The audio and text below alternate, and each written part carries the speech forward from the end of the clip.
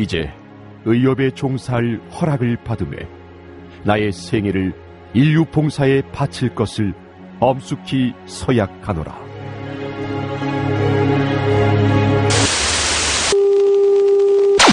히포크라테스는 없다. 히포크라테스. 보건의료 분야 이슈를 불화로 풀어보는 방송 히포크라테스 23회 시작하겠습니다. 새해를 맞아 처음 인사드리는데요. 안녕하세요. 청년의사신문 송수연 기자입니다.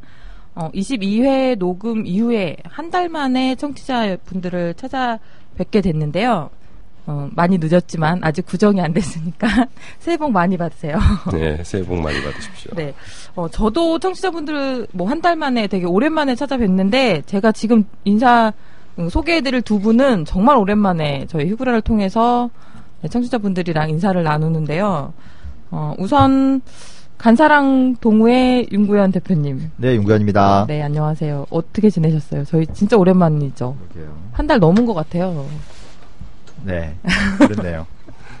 끝이에요? 그 사이에 제 생일이 있었다는 거 빼놓고는 별다른 일이 없었습니다. 늦었지만 생일 축하드려요. 감사합니다.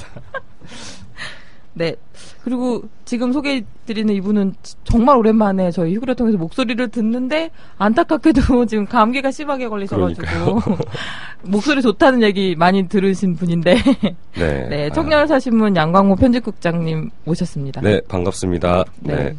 진짜 감기 되게 심하시네요. 너무 심하게 걸렸어요.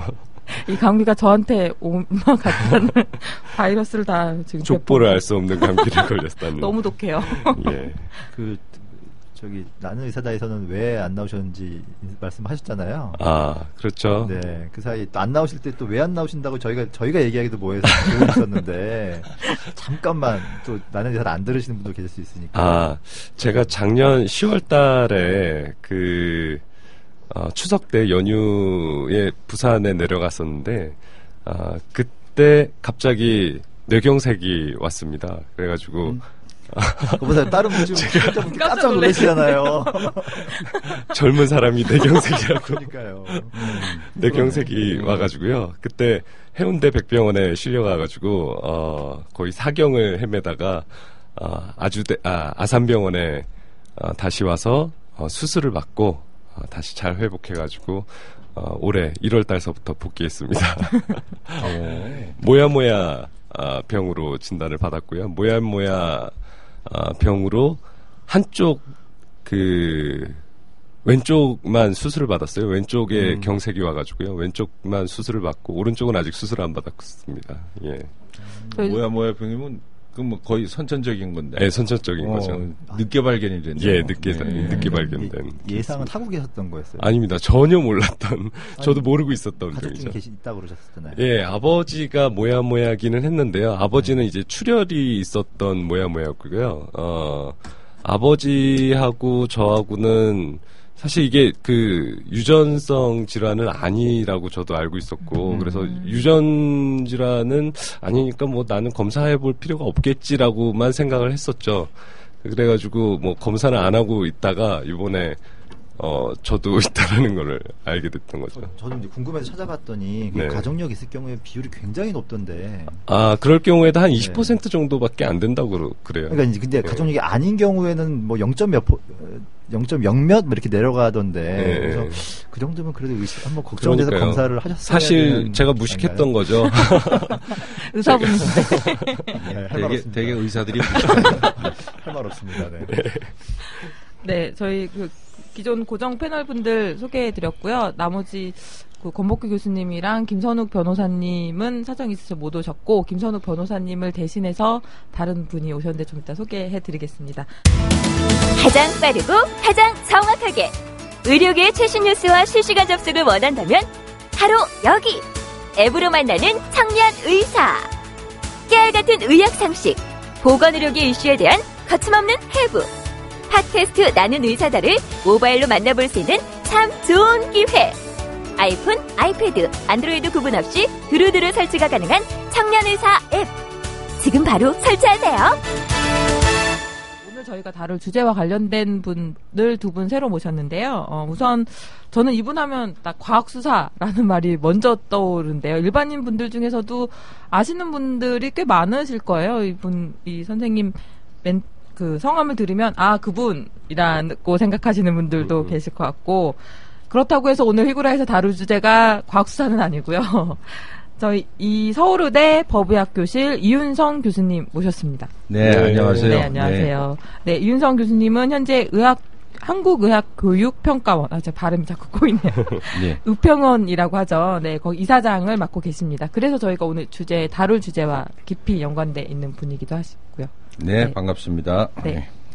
네, 또 오늘 모실 분은 김선욱 변호사님을 통해서 소개받은 분인데요. 김선욱 변호사님과 같은 법무법인 세승에 근무하고 계시는 최청희 변호사님 모셨는데, 변호사님도 오늘 저희 휘구라에서 다룰 주제에 대해서 되게 많이 공부하고 오셨다는 얘기를 저희가 김선욱 변호사님 통해서 들었거든요. 그래서 많은 기대하고 있습니다. 인사 부탁드립니다. 예, 반갑습니다. 법무법인 세승의 최청희 변호사입니다.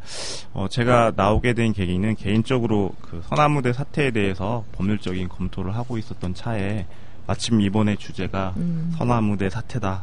이렇게 돼서 좋은 기회를 가지고 여기 나왔습니다. 나와서 보니 제가 평소 존경하시던 그 유인성 교수님도 뵙고 좋은 기회가 될 것 같습니다. 딱딱한 법률의 얘기지만 최대한 쉽게 풀어서 설명할 수 있도록 한번 노력해 보겠습니다. 네, 감사합니다. 세승은 면접 볼 때 얼굴 보시나 봐요. 감사합니다. 이게 저희가 오디오여서 증명이 안 되지만 네, 나중에 궁금하신 분들은 그 세승 홈페이지 가서 찾아보시면 확인하실 수 있습니다. 네, 최청희 변호사님이 지금 말씀해 주셨는데 저희가 새해 첫 방송인데 좀 약간 묵직한 주제를 다루게 됐어요. 휘구라가 워낙 항상 묵직한 주제를 다루긴 했는데, 말씀하셨듯이 오늘 다룰 주제는 그 부실의대 논란 하면 딱 떠오르는 곳이 있죠. 그 서남의대에 대한 문제를 다루려고 하는데, 의료계 내부에서는 이 문제가 상당히 오랫동안 지적돼 왔었고 개선돼야 된다라는 논란도 오랫동안 나왔었는데, 이게 지금 이렇게 또 크게 이슈가 된 게 교육과학기술부에서 지난 20일 서남대 특별감사 결과를 발표하면서 이게 문제가 다시 커지고 있고 외부의 일반인들에게까지 널리 알려졌는데요. 그 교과부는 서남대 감사 결과에서 총체적인 부실, 비리며 이런 게 드러났다고 해서 폐교할 수도 있다, 이런 가능성까지 지금 언급한 상태죠. 그래서 근데 이 문제가 서남대가 가지고 있는 의대에서 이미 의대를 졸업하고 인턴이나 레지던트 과정, 그러니까 의사 면허를 딴 거죠. 의사로 근무하고 있는 졸업생 133명의 그 의학사 학위를 취소하라라는 시정명령을 내렸어요. 그래서 이것 때문에 지금 논란이 크게 되고 있는데, 그 문제가 의학사 학위를 취소하게 되면 이들이 딴 의사 면허까지 영향을 받게 돼서 지금 졸업생 134명이 지금 발등에 불이 떨어지는 상태인 거고요.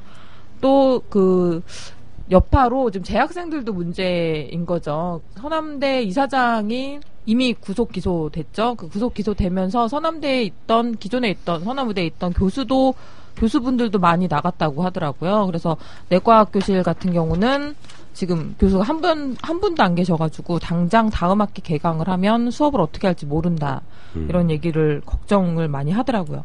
그래서 오늘은 이 서남의대 사태에 대해서 좀 어떻게 벌어지게 됐는지 진단과 또 이 문제를 어떻게 풀었으면 좋을지 해법, 이런 거에 대해서 얘기를 해보고자 제가 이윤성 교수님과 최청희 변호사님 함께 모셨습니다. 먼저 이번 서남대 사태로 인해서 피해를 입게 된 졸업생 및 재학생들의 얘기를 들어보지 않을 수 없는데요. 서남대 졸업생과 재학생들이 비상대책위원회를 구성해서 대책 마련에 나섰습니다. 서남대 비대위 관계자분 모시고 얘기를 들어보도록 하겠습니다. 실명을 밝히지 않고 인터뷰를 진행하는 점 양해 부탁드립니다. 네, 먼저 이번 교과부 조치에 대해 어떻게 생각하시는지 듣고 싶습니다. 일단은 가장 잘못된 점이요. 이제 이런 학교가 이 지경까지 오게 된 게 이제 잘못된 재단인데요. 재단인 이사진이 아직 그대로 남아있다는 점입니다. 그 점에 대해서는 전혀 교과부에서는 아무런 조치를 취하지가 않았고요. 네. 실제 지금 이제 언론에 보도되고 있는 설립자라는 사람은 지금 학교 법인과는 아무 관계가 없는 사람입니다. 그러니까 즉 원래 어떠한 권한도 행사할 수 없는 사람이고요. 실제 이사회에는 그 사람의 이제 측근들이 지금 이사회 8명이 모두 있고, 네. 그 중에 이사 임원 중 한 명은 심지어 이제 그 설립자의 부인입니다. 그러니까 그런 그 재단은 그대로 둔 채 가장 이제 피해를 많이 봐왔고, 네. 그리고 또 이번 조치로 인해서 상처를 많이 받게 될 학생들에게 그 책임을 전가하고 학생들을 주된 그 사항으로 삼았다는 게 정말 잘못했다고 할 수 있고요. 네. 그러니까 그리고 그 다음번은 실제 그 학점 취소, 학위 취소에 관련된 사항인데, 거기서 이제,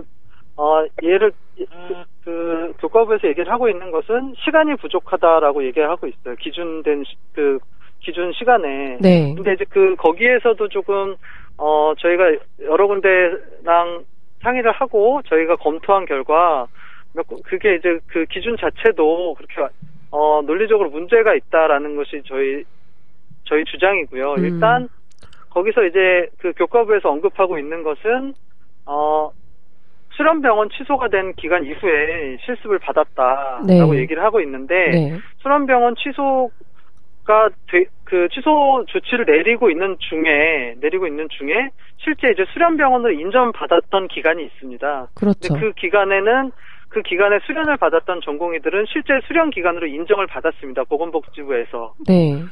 근데 그 기간마저 실습 시간에서 이제 빼고 그렇게 계산을 했다는 것이 있고요. 네. 네, 그래서 이제 일단 그런 기준 자체에도 문제가 있다는 것이 두 번째입니다. 그러니까 일단 이 사진에 아무런 문제 제기를 하지 않았다. 이 사진에 네. 조치를 취하지가 않았다. 네. 학생을 볼모로 잡고 있다. 그리고 이제 12항인데요. 그 학생 학위 취소 관련된 항목이 12번째 항목인데, 네. 그 12번째 항목을 한 대에도 문제가 있다. 기준에 문제가 있다. 그리고 세 번째는, 이후에 수속 조치에 대해서 지금 얼마 전에 간담회가 실제 국회 박인숙 의원 주최로 있었는데, 네. 수속 조치가 준비된 것이 지금 현재 없습니다. 제시하고 있는 것도 없고요. 그죠. 당장 폐교를 시킨다고 해서 학생들을 어떻게 하겠다. 그런 생각이 아직까지는 저희한테 밝히는 것도 없고, 실제로 그렇게, 그거는 저희가, 직접적으로 질의를 하였을 때, 폐교가 결정되면 그때 태스크포스를 만들어서 우리가 결정할 사항이다라고 얘기를 하고 있습니다. 그러니까 그렇게 후속 조치도 마련되지 않았다는 것이 세 번째입니다. 저희가 볼 때 이번 교과부 감사 결과 이행 처분의 문제점은 그렇게 총 3가지입니다. 네. 선생님, 이번 조치가 내려지기 전부터 학생분들은 이번 소나무대 사태가 있기 전부터 문제 제기를 해 오셨었잖아요. 제가 알고 있기만 해도 2001년에 네. 학생들이 수업 거부라는 극단적인 방법까지 선택할 수밖에 없었던 상황도 있었고, 네. 또 교육부 앞에 가서, 교과부 앞에 가서 시위도 하셨었던 거고, 네. 그리고 지금 말씀 들어보니까 이 사진 구성 자체가 문제가 또 있으면 충분히 이런 사태가 예견됐을 법도 한데, 네. 그동안에 문제 제기해왔던 부분에 대해서도 좀 말씀을 좀 해주시죠. 네. 네. 그러니까 2001년에 그때 이제 저희가 약 100일간 수업 거부를 하면서 이제 당시에 이제 그 학원 정상화를 이제 실습병원도 정상화를 하고, 그리고 이 사진에 대한 감사를 실시해 달라라는 것을 요구로 저희가 투쟁을 했었습니다. 당시에. 네. 100일 가까이 수업 거부를 했었고, 당시 교과부를 항의 방문을 했었고요. 그때 담당자 면담도 했었고, 수차례 진정서도 제출을 했었습니다. 그때 이제 분명 이제 그때 담당자는 그 이후에 아무 조치는 취하지 않았었고요. 그 이후에 교과부에서. 그렇죠. 네. 그리고 심지어 이제 2006년에 지금 구속되어 있는 설립자가 한 차례 더 사법 처리를 받았었습니다. 학교비 횡령에 관련해서 2006년에. 네. 그때에도 저희 교과부에서는 지금 학교 이 사진에 대한 그런 감사나 그런 조치는 전혀 취하지 않았었습니다. 참 어찌 보면 그때 문제 제기를 했을 때 좀 어떤 조치라도 취해줬으면 지금 이런 피해가 없었을 것 같은데 결국은 네, 관리 제가 네. 이제 말씀하신 점이 제가 정말 아쉽고 네. 후배들한테 미안한 점인데요. 저는 이제 01학번입니다. 그때 당시에 이제 갓 신입생이었을 때 네. 그때 이렇게 학교에 일이 있었던 그런 제가 세대인데요. 네. 그때만 해도 저는 지금 제 생각엔 그때만 해도 이렇게 교과부에서 의지를 갖고 네. 지금 지금처럼만 의지를 갖고 했더라면 이 지경까지 가지는 않았을 것 같습니다. 그러니까요. 아. 네, 그래서 지금 그게 너무 아쉽고 네. 그리고 또 이제 일각에서는 결국 그 이후에 그 조용히 있지 않았느냐라는 말씀도 하시는데요. 네. 저희가 그때 상처를 너무 많이 받았습니다. 저희 내부적으로도 너무 힘들었고, 네. 100일간 그렇게 투쟁을 하면서 너무 힘들었고, 그리고 또 이제 또 학교 측에 많이 실망을 했고, 그리고 또 도와주는 사람이 없더라. 정부도 나몰라라 하더라 이런 점에서 굉장히 이제 저희가 상처를 많이 받았습니다. 그때 당시에. 그때 유급 당하셨었다면서요? 그 수업 네, 거부 참여했던 학생들. 네, 참여했던 학생이 맞죠. 왜냐하면 전부 다 참여를 했으니까 수업 거부에. 네. 네, 그 중에서 근데 그 해 유독 이제 네. 유급이 대량으로 있었습니다. 아. 그게 아마 그리고 그때 그런 게 아직도 이제 그때 학교를 다녔던 사람들한테는 이제 좀 멍해로 좀 남아 있습니다. 네, 그래서 결국 사건이 이렇게 터졌고 당장 학위 취소가 되면 이제 면허 취소까지 이어질 수도 있는 상황이잖아요. 네. 거기다 재학생분들은 이제 학교 상황이 이렇게 되다 보니까 다음 학기 수업을 어떻게 받아야 될지도 걱정하고 있는 상황인데 네. 그래서 졸업생분들과 재학생분들이 모여서 비상대책위원회를 구성하고 향후 대책 방향 이런 거에 대해서 논의를 하셨다고 하는데 어떤 네네. 논의를 하셨는지 좀 얘기해 주세요. 네, 저희가 이제 언론을 통해서도 밝히긴 했는데요. 저희가 크게 지금 요구하고 있는 것은 세 가지입니다. 요구하고 있는 것이고 중점적으로 네. 저희가 다루고 있는 사안은 세 가지입니다. 첫째는 아까도 말씀드렸듯이 설립자는 구속이 되었지만 현 이사진은 그대로입니다. 그러니까 현 네. 이사진에 대한 처벌을 어떤 식으로든 교과부에서든 아니면 사법적으로든 처리를 요구하고 있는 상황이고요. 네. 그리고 두 번째는 지금 학위 취소, 학점 취소 명령을 처분했던 것을 네. 즉각적으로 철회하고 교과부에서 네. 그에 대한 정정 보도를 할 것을 지금 요구를 하고 있습니다. 그렇게 해서 어떤 일이 있어도 그 대상자가 피해를 안 받도록 하는 게 지금 최대 중점 사항이고요. 네. 그리고 가장 중요한 것이 이제 곧 있으면 본과 학생들 같은 경우는 개강입니다. 그렇죠. 얼마 안 남았고요. 네. 지금 이제 당장 아무리 교과부에서 조치를 빨리 취한다 해도 당장 다음 달에 우리 교육받게 되는 학생들한테 피해가 가지 않도록 최대한 그 교육 환경을 마련하는데 저희가 주력하려고 하고 있습니다. 그럼 이번 사태를 해결하기 위해서 취해야 할 최선의 방법이 있다면 뭐라고 생각하시는지 말씀해 주시지요. 네. 네, 일단은 지금 가장 열쇠를 쥐고 있는 것은 교과부고요. 교과부에서 저희가 이제 요구하는 사항을 모두 의지가 있다면 이행할 수 있습니다. 지금 이사진에 대한 처벌과 네. 그리고 이제 학위 학점 취소 대상자에 대한 철회, 정정 보도. 그러니까 지금 가장 중요한 것은 교과부에서 저희 요구안을 받아들여주는 것이 가장 빠른 사태 해결이라고 생각을 합니다. 그리고 그렇게 생각합니다. 네. 네. 그리고 마지막으로 하고 싶은 말은 네. 일단은 좋지 않은 일이죠. 이렇게 어떤 형태건 간에 이런 문제가 결국 골맞다고 생각을 하고요. 네. 골문 거라 잘 도려내야 될 것 같습니다. 잘 도려내고 잘 아물도록 소독을 해야 될 것 같은데요. 네.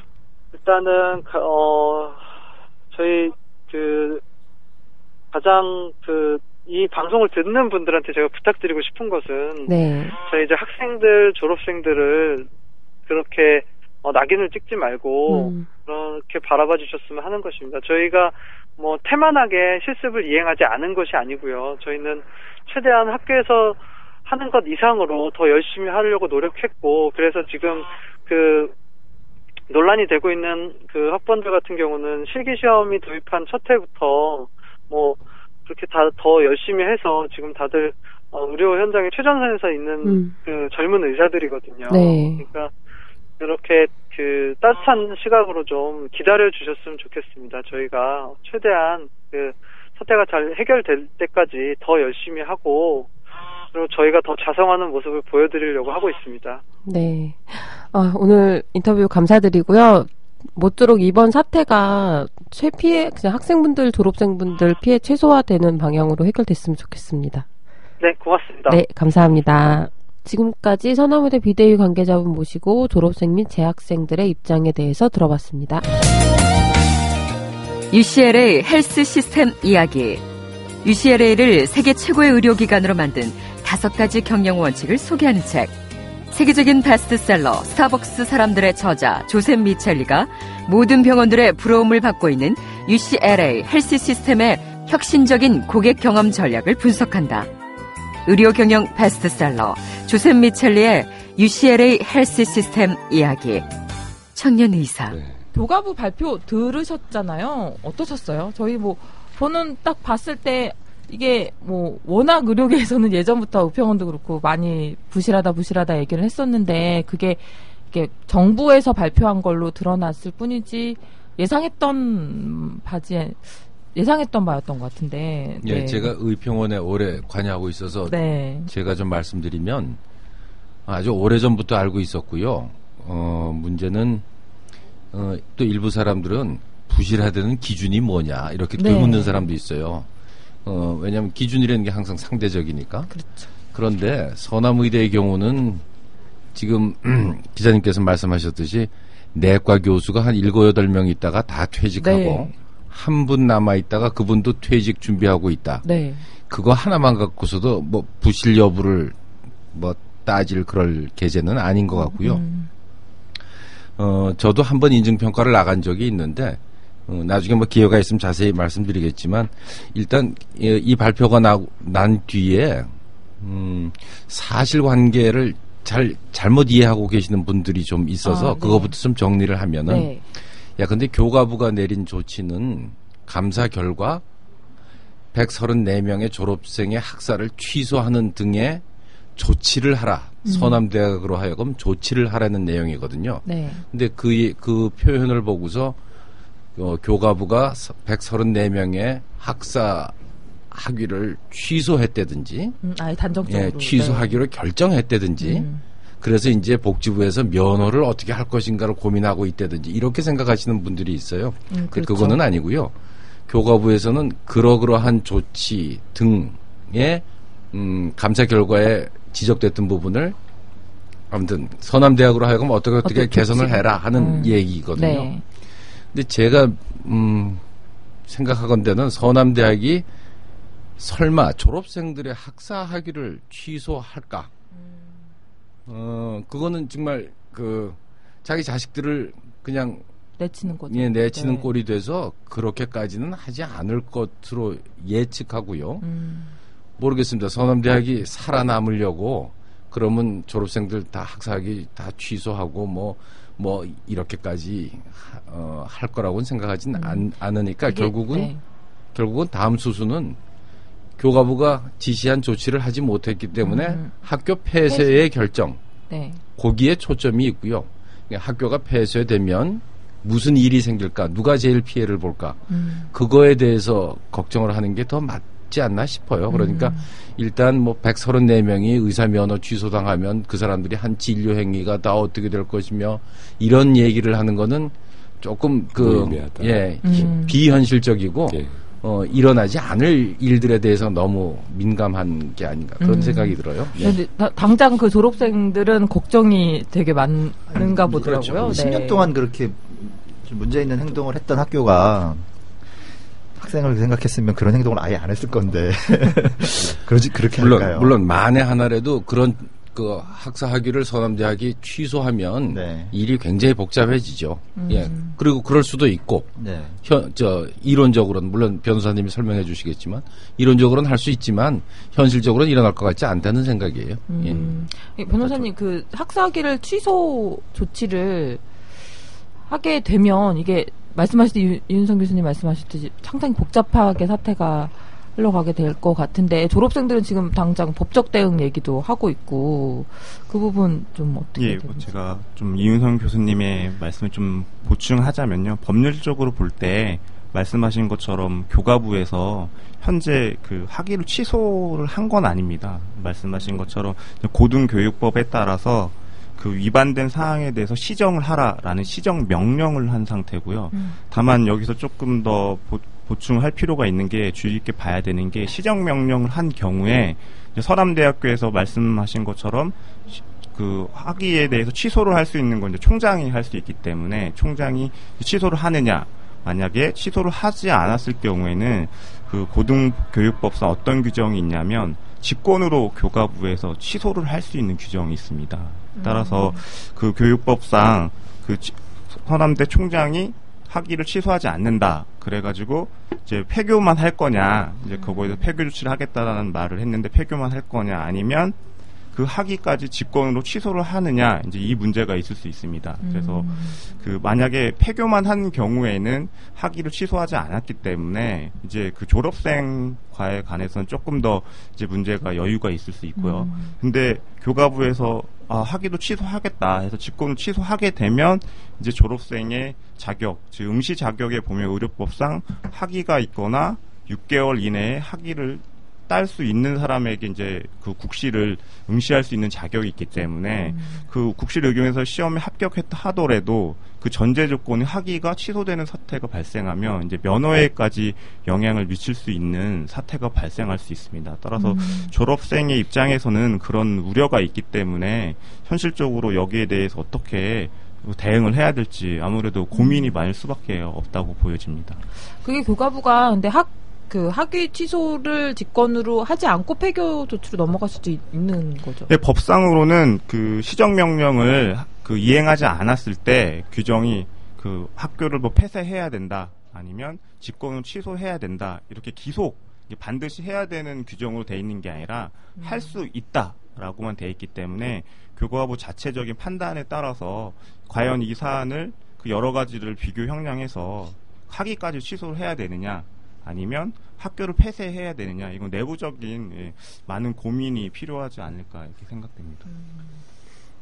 근데 이 문제가 아까 초기에 말씀드리긴 했는데 아까 이윤성 교수님도 말씀하셨고 정말 의료계에서는 뭐 골무 문제라고 얘기할 정도로 예전부터 꾸준히 얘기가 돼 왔었던 거였거든요. 근데 그 외부에서 이제 받아들이기는 갑자기 교과부 발표로 인해서 문제가 이렇게 확 불거진 것처럼 보여지는 경향도 좀 있는데 그 부분은 좀 교수님 어떻게 생각하세요? 쭉 의평원 하면서 그 서남무대 사태에 대해 서남무대 가서 인정평가나 이거를 하려고 좀 둘러보셨다고 했는데 이게 신설의대이다 보니까 초기부터 문제가 계속 있었잖아요. 부실 논란. 2001년에는 그 재학생들이 직접 수업 거부며 이런 투쟁도 하고 교과부 앞에 가서 집회까지 할 정도였는데 2001년에 그런 일이 있었는데 벌써 10년이 넘게 지났는데 이제 와서 이게 또 불거졌어요.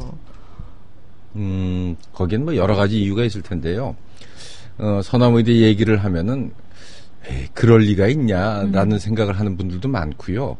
또 가서 보고 온 얘기를 전하는 사람이 좀 과장한다고 또 생각을 했고 설마 한 것도 있고 또 뭐 여러 가지 이유가 있을 겁니다. 예컨대 서남대학에서 또 열심히 교과부나 사회에다 대고 뭐 개선하겠습니다, 잘하겠습니다라고 또 뭐 읍소를 하든지 뭐 아무튼 여러 가지 방법으로 그걸 무마해 왔는데 사실은 이렇게 교과부 쪽에서 일이 터진 게 아니라 문제는 남강병원의 수련병원 지정 문제가 터지면서 이게 급물살을 타게 됐어요. 그래서 오히려 복지부 쪽에서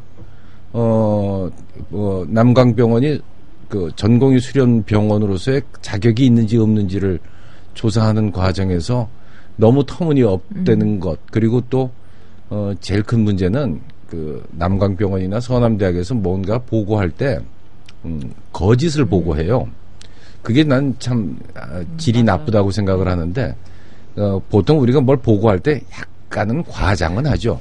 근데 그 과장이라는 범위를 훨씬 지나서 의도적인 허위의 사실을 보내고 이러는 것들이 지적이 되면서 결국 남강병원의 레지던트 그 전공의 수련병원 자격이 박탈되고 그러면서 또 하나의 그 계기는 민주통합당의 이목희 의원하고 새누리당의 박윤숙 의원이 나서서 말도 안 되는 대학이다, 말도 안 되는 병원이다라는 걸 지적하면서 실제로 그 의원 보좌관들하고 몇몇이 내려가서 실태를 봤어요. 큰 병원에 병실은 한 20개만 오픈해놓고 800병상에 입원 환자는 평균 2%. 맞아요. 한 15명에서 20명만 있고 그걸 보고서 이게 병원일 수 없다고 생각을 하면서 남강병원이 전공의 수련병원 자격을 취소하고 그러면서 복지부도 이 문제의 심각성을 깨닫고 학교에 대해서 감사를 해보니까 이게 무슨 교육의 문제뿐만 아니라 재단의 무슨 이제 돈 문제나라든지 뭐 아무튼 굉장히 많은 그러니까 학교에서 일어날 수 있는 거의 모든 종류의 비리가 다 드러나고 오죽했으면 이사장 총장을 다 구속시키고 이렇게까지 갔겠습니까? 그래서 결국은 사태가 여기까지 왔죠. 저는 오히려 네. 교육부가 그동안 관리 감독을 잘 못했다는 비난을 받을 수는 있는데 이번 조치를 굉장히 과감하고 신속하게 한 점에서는 조금 그동안의 실점을 좀 회복했다고 평가할 정도입니다. 이게 교수님 말씀하신 남강병원이 서남의대 부속병원인데요. 저희도 그 남강병원을 직접 기자가 가서 둘러봤거든요. 네.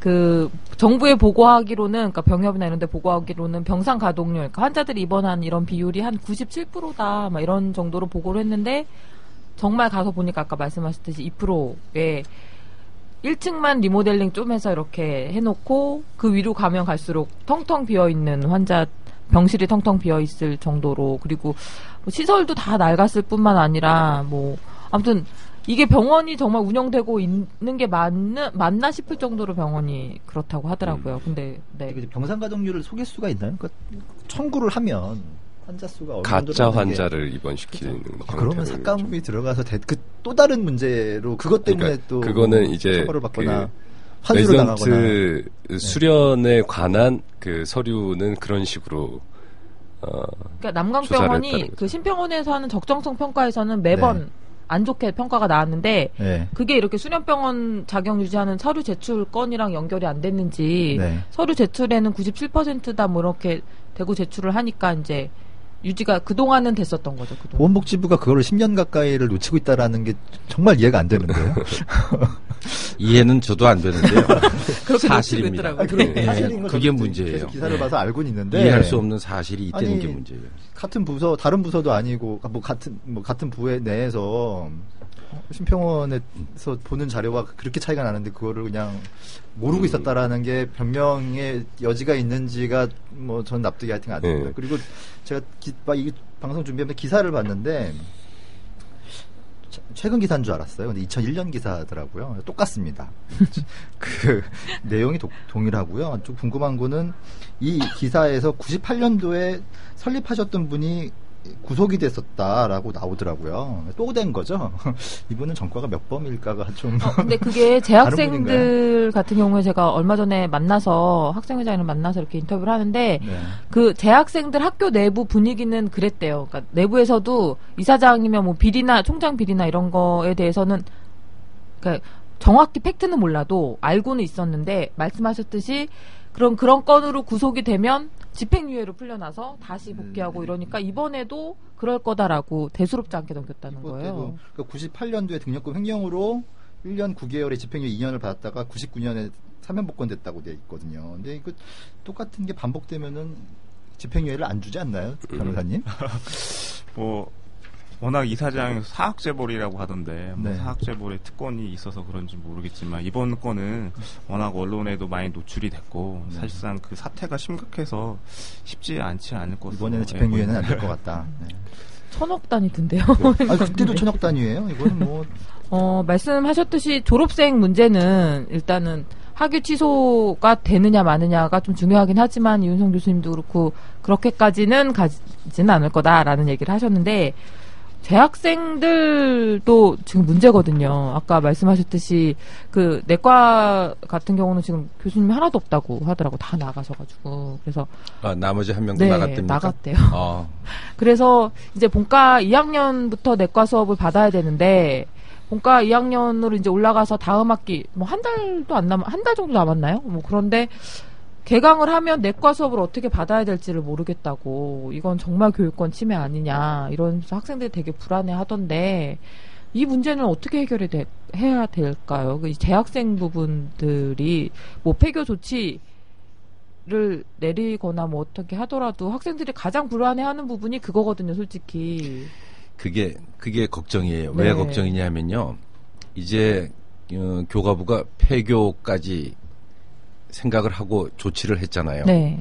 근데 틀림없이 제가 법은 잘 모르지만 아마 교과부가 그렇게 하면 무슨 소송을 할 겁니다, 아마. 네, 벌써 서남대는 소송하겠다는 얘기 소송하고 나왔어요. 뭐 네. 그러면 또 소송이라는 게 한 번에 결정되는 게 아니라 또 뭐 위로 올라가고 뭐 이러다 네. 보면 3년, 4년 뭐 길면 한 10년쯤 걸릴 거 아니겠어요. 네. 그렇게 되면 교육은 그동안 계속 이루어진다. 부실로 그렇죠. 계속 이어집니다. 그러면 그동안 이게 교육이라는 건 뭐 이렇게 그냥 스톱하고 멈추 있는 게 아니라 네. 계속 진행해야 되는데 그동안 부실한 교육으로 계속 진행될 거예요. 그래서 저 생각에는 이게 무슨 일이 있더라도 무슨 압력을 쓰는 한이 있더라도 빨리 이 일을 끝내야 돼요. 왜냐하면 지금 이 정도라고 인식을 했으면 이제 진단했으면 빨리 수술해야지 이걸 무슨 어디 가서 비방 찾는다고 돌아다니고 무슨 기도하겠다고 돌아다니고 이러면 그러면 일은 더 망가집니다. 왜냐하면 지금 제일 큰 문제는 학생들이 부실한 교육을 받는다는 게 그게 첫 네. 번째가 문제고 이제 그 부실한 교육을 받은 사람이 나와서 진료를 하게 되면 거기에서 피해를 받는 환자가 2차적으로 피해를 봐요. 그러니까 문제는 뭐 서남대학을 없애든 안 없애든 간에 빨리 학생들이 제대로 교육을 받게끔 해줘야 되는데 제가 생각하건대는 서남대학이 개과천선해서 환골탈태해서 지금부터 갑자기 교육을 잘할 것이다. 전 불가능하다고 보거든요.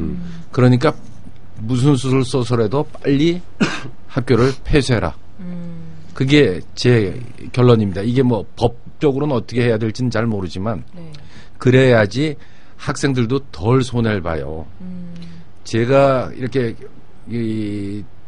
얻은 정보로는 학생들 중에서도 약간은 좀 안이하게 생각하는 사람들도 있고 그건 뭡니까? 스톡홀름 신드롬입니까? 왜 인질로 잡힌 사람들이 인질범들에 동조하는 듯한 심리 상태로 바뀌는 것처럼 이게 뭐 이제 학생들 생각은 그렇죠. 서남대학이 지금부터 재단이나 아무튼 학교나 또는 교과부나 우리 사회가 전폭적으로 지원을 해서 훌륭한 학교가 되고 그래서 앞으로 서남대학이 인류대학이 되고 나는 그 인류대학의 졸업생이 돼서 영원히 서남대학 졸업생이라는 걸 자랑하고 싶고 그게 제일 좋겠죠. 근데 그러니까 불가능하잖아요. 이게 불가능하면 그걸 빨리 벗어야 되는데 일부 학생들은 이렇게 생각을 해요. 왜 하필 이때 일어났냐 말이에요. 응? 1년 뒤에 일어났으면은 나는 졸업인데 이런 생각을 하는 일부 학생들도 있는 것 같아요. 근데 물론 그런 생각을 하는 게 잘못이라는 건 아닌데 인간이라면 누구나 그런 생각을 하는데 문제는 불행하게도 하필 당신들이 지금 재학하고 있을 때 이 문제가 생긴 것 그건 참 불행한 일입니다. 불행한 일인데 문제가 이렇게 불거지면 제대로 치료를 하고 제대로 고쳐야지 이걸 미봉책으로 해서 될 일이 있고 아니면 완전히 뿌리째 바꿔야 되는 일이 있는데 저는 지금 이 사태는 늦었지만 아주 완전히 바꿔야 될 일이라고 그렇게 생각을 합니다. 그렇지 않으면 계속 부실한 교육이 계속 지속될 거예요. 지금 이런 상태에서 얼마나 많은 교수들이 거기를 가서 학생들을 가르칠 거고 그거 기대하기 어렵습니다. 지금 당장 있던 교수님들도 다 나간 상태라고 하니까 방금 말씀하셨듯이 우려되는 상황이 이런 상황으로 법정 소송까지 가서 오래 끄는 그러니까 이도 저도 아닌 상황이 오래 지속되면 정말 피해가 더 클 것 같은데 그래서 이 상황이 지금 서남대 같은 경우는 법적 대응하겠다라는 말을 벌써 공표를 했어요. 네, 맞습니다. 네, 이렇게 되면 어떻게 되는 건가요? 일단 그 의료계 입장에서는 뭐 이번 교과부의 조치에 대해서 환영하는 분위기로 저는 알고 있습니다. 그래서 서남대학교가 이제 폐교 조치가 돼야 된다라고 일단 그 부분에 찬성하는 걸로 알고 있는데 제가 교과부의 보도 자료를 한번 봤습니다. 과연 교과부의 역할이 뭘까 이런 측면에서 봤는데 일단 그동안 서남대 부실 교육에 대해서 교과부 입장에서는 뭔가 조치를 취했기 때문에 이번 사태에 대해서 강경 대응하는 것 같습니다. 근데 다만 그 보도자료에서도 보면 향후 계획에 보면 학교 폐쇄나 이런 어떤 조치를 하겠다는 말만 있지 정작 가장 중요한 졸업생이나 재학생에 대해서 어떻게 조치를 하겠다 아니면 어떻게 교육권을 좀 보장하는 어떤 그거를 계획하고 있다 이런 부분은 전혀 없는 것 같습니다. 그래서 그런 부분에서는 조금 어떤 교과부의 기본적인 어떤 역할이 잘못된 교육을 바로 잡는 데도 있지만 거기에 교육을 받고 있거나 졸업한 학생들에 대해서도 좀 보호할 만한 어떤 조치를 해야 되는 게 아닌가 그런 점에서는 조금 아쉬운 그런라고 개인적으로 생각하고요. 말씀하신 것처럼 이게 소송으로 가게 되면 이윤선 교수님도 말씀하셨지만 굉장히 복잡해집니다. 그래서 서남대학교에서는 어쨌든 재학생이나 졸업생을 보호하기 위해서 소송을 불사하겠다라고 하고 있는데 과연 큰 틀에서 그게 과연 재학생이나 졸업생을 보호하는 길일까? 저도 법률가지만 이 법률은 진짜 최후에 이렇게 돼야 되는 수단이거든요. 그 법률도 이렇게 피도 눈물도 없는 게 아니기 때문에 일단 교과부의 조치는 법률에 따른 조치로서는 요건에 해당한다라고 볼 수는 있지만 다만 거기서는 그 재량권, 그러니까 말씀하신 것처럼 법도 피도 눈물도 있기 때문에 과연 재학생이나 졸업자의 입장에서 봤을 때 이렇게 강경하게 가는 게 좋겠느냐 그런 관점에서 볼 때는 학위 취소나 이런 거는 조금 신중하게 접근을 해야 될 것으로 보인다라고 저는 개인적으로 생각합니다. 이게 보통 그런 소송이 들어가면 얼마나 걸려요? 보통 대법원까지 간다라고 봤을 때 최소 5년은 걸리지 않을까요? 그럼 그동안 교수님 말씀하신 것처럼 뭐 교육은 뭐 정말 부실화 될 것이며 그럼 5년 동안 소송하는 동안은 아무런 조치도 할 수 없는 거잖아요. 네, 그렇죠. 왜냐하면 그 행정소송은 기본적으로 어떤 이행하라는 처분을 내리면 그거를 일단은 처분을 못하게 하는 그걸 이제 법률용어 집행정지라고 하거든요. 네. 그런 걸 한 상태에서 소송을 해야 실익이 있기 때문에 그 처분 자체의 효력을 일단 정지해 놓습니다. 그럼 말씀하신 것처럼 5년 동안 효력을 정지해내야 되기 때문에 학교든 재학생이든 졸업생이든 모두 다 되게 불안정한 지위에 놓이게 되는 부분이 있습니다. 이 문제가 소송으로 가도 정말 문제네요. 네, 소송으로 승소 여부를 떠나서 소송으로 갔을 때 과연 그럼 누가 승자일 것이냐. 다 아무도 승자이지 없고 다 피해자가 되는 그렇죠. 그런 사태도 초래될 수 있다고 봅니다. 전과가 여러 개 있으신 이사장님을 보면 안 가실 것 같진 않은데요. 소송으로요? 이게 합의 원만하게 잘 해결하실 분이면은 과연 이렇게까지 하셨을까? 라는 의문이 그 있는 이전에 의평원이면 이런 평가에서 지적됐을 때 고쳤겠죠. 그렇죠. 하려고 했다면. 그럼요. 근데 아무튼 그 문제가 굉장히 많은데 그 설립자의 아드님도 의사예요. 근데 설립자의 아드님도 그 병원에 안 가요. 그렇겠죠. 더 잘 아니까. 네. 그 정도니까. 그런데 문제는 지금 걱정한 것처럼 이 설립자이신 이분이 정말 뭔가 크게 결단을 내리지 않으면 그러게요. 앞으로 적어도 5년 이상 그리고 지금 들어와 있는 학생들 6학년 여기다 합치면은 10년 이상의 학생들이 굉장히 큰 피해를 봅니다. 지금 물론 졸업한 사람들도 피해를 많이 봤지만 좀 앞으로도 계속 피해를 봅니다. 왜냐하면 지금 서남대학에 대해서 어떤 스티그마가 붙어 있거든요. 그렇죠. 네, 그러니까 그거에 대해서 본인들이 아마 평생 지고 가야 될 그런 부담도 가져야 되고 그래서 제 생각에는 학생들이 어떻게 이 고난을 뭐 어떻게 잘 슬기롭게 넘겨서 아무튼 뭐 앞으로 잘 해보자 그렇게 생각할 수도 있지만 지금의 이 사태는 그렇게 처리할 사태는 아니라고 생각을 해요. 네. 학생들이 뭘 어떻게 할 수 있는 그 계제도 아닌 것 같은데요. 그렇죠. 그거는 그렇습니다. 그러니까 당장 만났을 때 제 학생들이 하는 말이 교수가 없어서 수업을 당장 못 받게 됐는데 이걸 충원해 달라라는 요구를 학교 측에 하겠다라고 하는데 그걸 어디다가 해야 될지도 모르는 상황이라고 얘기를 하더라고요. 그러니까 2001년에 집회하고 나서 수업 거부까지 하고 나서 대규모 유급 당했었잖아요. 그랬죠. 학생들이. 네. 그 다음부터는 이게 트라우마가 걸린 거예요. 학생들 사이에서는. 그래서 말을 더 못하게 되는 조금이라도 말을 하면 잘못하면 유급당할 수 있다. 이런 게 오랫동안 되다 보니까 학생들 스스로도 좀 목소리를 내는 게 우리가 그동안 너무 가만히 있었던 거 아닌가라는 생각도 한다고 하더라고요. 근데 당장 수업을이면 뭐 이런 걸 요구를 하려고 해도 어디다 해야 될지도 모르겠고 불안은 더 커져만 가고 뭐 이런 정말 되게 듣는 제가 좀 답답할 정도로 상황이 지금 그렇게 꼬여 있더라고요.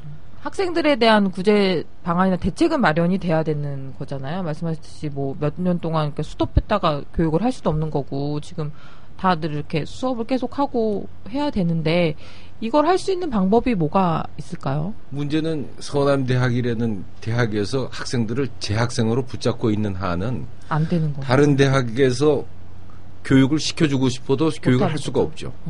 그죠? 그렇죠. 그게 문제예요. 그렇다고 또 다른 대학에서 나와서 교육을 한다고 해서 그게 무슨 법적으로 보호를 받는 거나 인정을 받는 것도 아니고 그런 방법도 없고. 그죠. 예. 그러니까 참. 변호사님, 피해본 학생이 재단을 상대로 소송을 할 수는 있나요? 물론 대해서? 뭐 생각해 볼 수는 있죠. 뭐 손해배상 청구든 뭐 할 수는 있는데 현실적으로 말씀하신 소송이 뭐 현실적으로 이렇게 그러니까 지금 뭐 이 소송으로 이제 질질 끌어서 학교가 잘못을 했다라는 게 판결이 나서 처벌을 받은 후에 그걸 근거로 해서 이제 학생이나 뭐 졸업생이나 재학생들이 또 집단 소송을 해서 학교의 그 이사장이나 뭐 이쪽에다가 우리가 본 피해를 보상해라 라고 요구를 할 수 있는. 예, 손해배상 청구는 할 수 있는데요. 네. 그게 이제 자기 어떤 교육권 침해나 이런 거에 대해서 이제 손해를 금액적으로 산출을 해서 할 수는 있습니다. 근데 다만 교수님 말씀처럼 그런다 한들 내 교육이 제대로 이행되지는 않은 거기 때문에 현실적으로 그렇다 한들 위자가 되지는 않을 것 같고요. 좀 현실적으로 제가 좀 이 부분에 생각해 본 것 중에 하나가 저 대학 다닐 때 대학끼리 교류를 해서 학점 교류를 한 게 있었어요. 그래서 뭐 인근 대학에 가서 뭐 수업을 들으면 그 학점을 본인 학교에서 들은 것처럼 인정해주는 그런 제도가 있거든요. 그래서 재학생 같은 경우에는 현실적으로 어떤 의료계 차원에서 뭐 인근 뭐 있는 다른 의과대학이나 병원에서 좀 학점 같은 거를 교류를 일단 해주는 게 당장 그 재학생 수업이 중요하니까 그 부분을 한번 생각해 보는 건 어떨까 이렇게 좀 짧게 생각해. 이게 가능한? 글쎄 그런 방법도 있어요. 근데 문제는 그런 교류 협정을 맺으려면 학장이나 총장이 사인을 해야 되는데 학장이나 총장이 이게 멀쩡한 대학끼리 우리 대학에는 없는 교과목을 니네 대학에 와서 들어라 이런 아주 호혜적인 그런 상관이 아니라.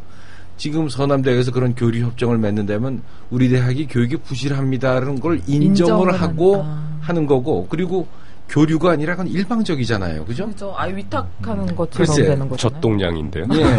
젖동량이죠. 이제 정말 그런데 그래도 학생들을 위해서 그렇게 결정을 내려주면 좋은데. 네, 맞습니다. 맞아요. 문제는 그런 결정을 내리고 사인을 할 수 있는 학장이나 총장님이 과연 그렇게 하실 거냐.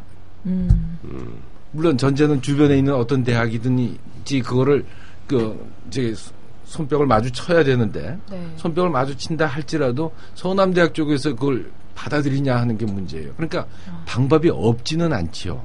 그죠? 우리 최 변호사님 말씀하신 것처럼 그러니까 생각들을 다 툭 털고 이 사태에서 해결해야 될 가장 우선순위가 뭐냐? 우선순위를 먼저 결정해보면 무엇보다도 재학생들의 교육권이거든요. 그러니까 생각을 다 털고 해결해야 될 우선순위를 놓고 봤을 때 가장 우선적인 학생들의 교육받을 권리 이거를 먼저 해결하자고 하면 방법이 없는 거는 아닌데 한시적으로라도 그렇죠. 근데 사람들이 그 우선순위에 동의를 하지 않는단 말이에요. 예컨대 어떤 사람은 서남대학의 재단의 존속이 가장 우선순위일 테고 등등의 여러 가지 이유 때문에 그 우선순위에 대한 합의가 일어나지 않고 그래서 결국은 가능할 수도 있는 어떤 대책이 실현이 되지 못하는 그런 일이 생기는 거죠. 저는 교과부 감사 결과 발표로 이게 그동안에 못 해결했던 이 서남무대 문제를 해결할 수 있는 결정적인 계기가 왔다라고 생각했는데 이게 들으면 들을수록 이게 좀 문제가 어렵네요, 풀기가. 학생의 교육권을 그렇게 생각하신 분 같진 않고요. 네, 그걸 배려할까? 그게 문제예요. 또 의문스럽고, 아까 제가 이제 학생들의 민사소송을 말씀드린 이유는 뭐냐면, 아마 돈이 제일 중요하신 분일 거예요. 근데 시간을 끌면 자기한테 더 경제적으로 손해다라는 거를 인지를 시키는 게 오히려 문제를 푸는 데 도움이 되지 않을까 하는 생각 때문에 네. 심리적인 압박 수단으로 소송을 많이 활용하기 때문에 그러니까 어차피 지금 터진 문제를 이거는 뭐 해결할 수 있는 부분은 아닌데 만약 자기가 5년 더 끌어서 그때 가서 판결을 받으면 그 사이에 또 5년 동안 학생들 뭐 수백 명이 되겠죠. 재학생까지 전체를 다 합치면 그 사람들 개별한테 또 수많은 돈을 줘야 된다. 그렇다면 5년을 끌지 않고 지금 이 시점에서 해결을 툭 터는 게 오히려 나한테도 경제적인 이득이 되겠다. 이런 식으로 설득을 하는 게 어떻게 보면 더 뭐 합리적으로 되지 않을까라는 고민을 한다는 거죠. 윤 선생님이 가서 설득 좀 이게 한 사람도 얼마를 배상받을지가 견적이 나와야 되는 거죠. 그 설득이 되는 상황이었으면 뭐 예전에 되지 않았을까. 아니 이게 이제 돈이 중요한 분한테 돈으로 접근을 해야 된다라는. 돈으로 압박을 해서. 네. 지금 많이 잃어서 지금부터 회복해야 된다고 생각합니다. 아니 이제 그게 현실적으로 절대 불가능한 상황이다라는 걸 인지를 시켜야 됩니다.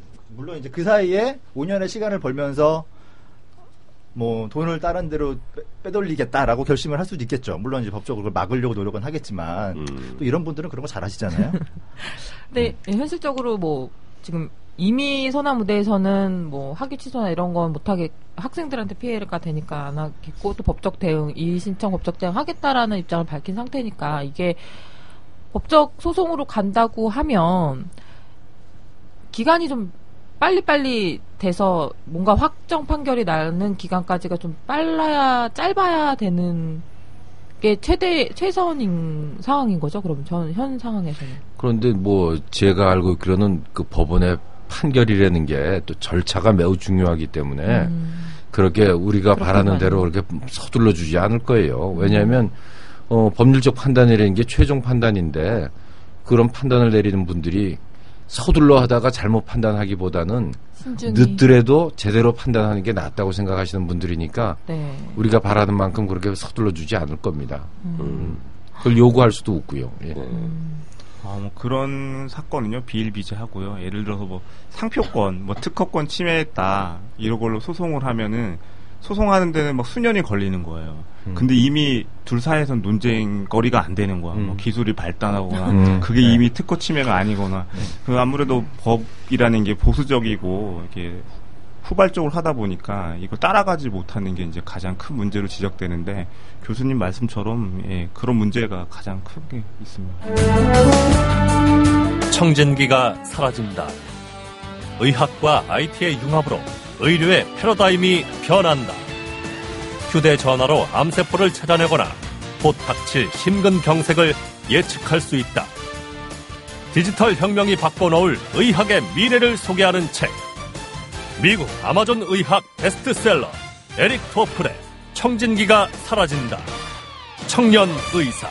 그러면은 어떤 방법이 있을까요? 이런 부실 의대와 같은 사태를 좀 어떻게 재발을 방지하거나 아니면은 다시는 이런 일이 좀 생기지 않게끔 할 수 있는 방안?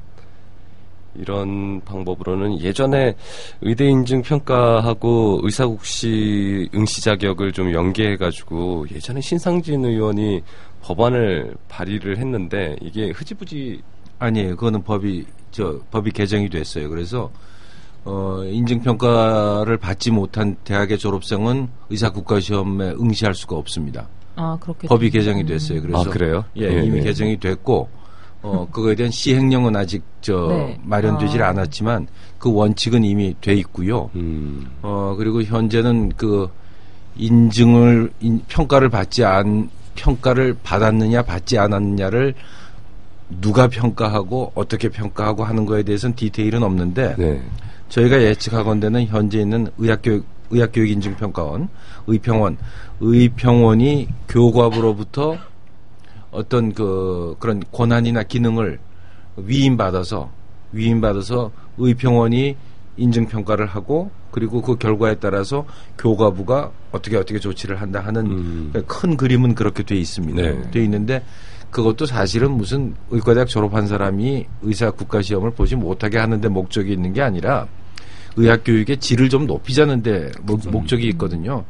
왜냐하면 얼핏 생각해봐도 약간 근데 작년까지는 인증평가를 받았는데 올해 인증을 못 받으면 올해 졸업하는 학생들한테 응시 기회를 박탈하겠습니까? 아니면은 지금 인증평가를 못 받기 시작한 이때 1학년 들어온 애들이 졸업할 때 시험을 못 보게 하겠습니까? 이게 굉장히 복잡하거든요. 그러니까 법이 그렇게 개정이 됐지만 목적은 교육을 좀 제대로 시키자는 그런 게 목적이에요. 그런데 지금 서남대학은 그동안 인증평가를 안 받았어요. 한 번도 안 받았죠. 받은 적이 있어요. 받은 적이 있는데 그때 평가 결과가 너무 부실하기 때문에 내년에 다시 받아라 그랬더니 그 다음에 다시 받았는데 하나도 계산이 되질 않아서 또 다시 받으라 그랬더니 그 다음부터는 안 받아버렸어요. 그리고 여러 군데에서 압력을 넣어서 인증평가를 받도록 해라라고 했는데 의평원이 이게 무슨 법률적 강제력을 갖는 기구가 아니었기 때문에 그냥 안 받는다 그러면 제재 수단이 없었습니다. 네. 그래서 지금까지 온 거였죠. 네.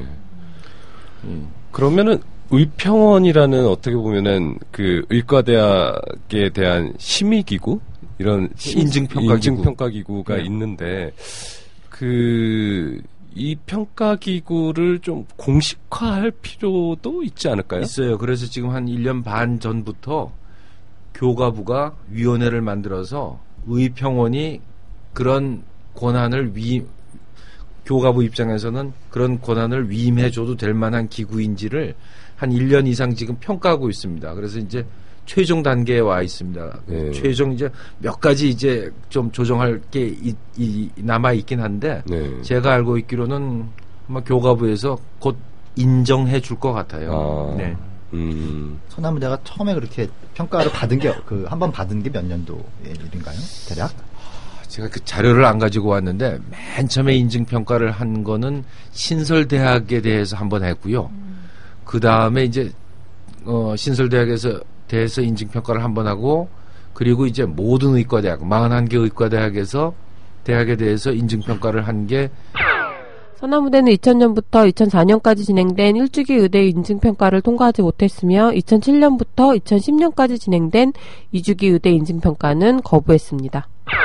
1주기 인증평가 때 2년 연속 제대로 인정을 못 받아서 2년 연속 그러고 나서는 스톱해버렸어요. 네. 2주기가 2007년도부터 시작을 했던 평가인가요? 2007년도 2주기가 2007년이고요. 1주기에서 벌써 걸렸어요. 그때 아마 제가 기억하기에 서남대학이 무슨 5년인가 6년간 계속 의사국시 100% 합격 뭐 이거를 자랑으로 내세웠던 때였으니까 예.